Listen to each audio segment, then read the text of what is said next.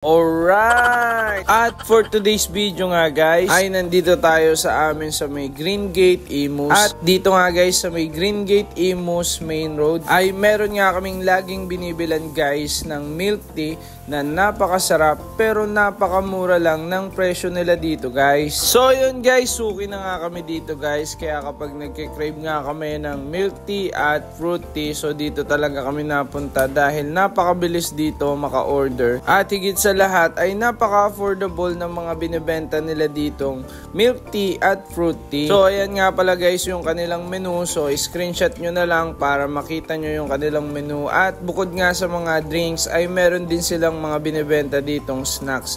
So ayan yung nasa listahan guys. So screenshot nyo na lang para makita nyo. At meron nga din pala sila nitong special churros. So sila nga guys ay usually nag-open ng afternoon at hanggang gabi na nga sila dito guys. Alala ko nung isang beses ay 9 PM nga ay nakabili pa kami dito sa kanila. So ito nga ay lagi ko ring nadadaanan at napapansin ko nga na napakaraming nabili sa kanila dito ng milk tea. Siguro nga ay nagustuhan din nila kasi masarap naman talaga yung mga milk tea at fruit tea nila dito. At higit sa lahat, napakamura lang guys. Kasi tingnan nyo, ito yung binili naming tatlo. So tatlo na kami dyan guys, 137 pesos lang. Imagine nyo guys, sa ibang milk tea shop, yan nga ay presyo lang ng isang drinks. Pero dito guys, tatlo na kami. Kaya nakatipid na naman ako guys. Alright! At ayun nga guys, around 10 to 15 minutes nga lang, depende sa dami ng tao guys, ay makukuha nyo na ang order nyo. So ayan guys, yung in-order namin na milk tea at fruit tea. So ayan guys, tuwang-tuwa na naman si manager. Kaya guys, kapag nag-crave kayo ng milk tea, subukan nyo din dito guys. Visit lang kayo dito sa may Oh My Tea na matatagpuan nyo nga lang. Dito yan sa may Green Gate, Imus Main Road. So salamat nga uli guys sa pagsama nyo sa aming video.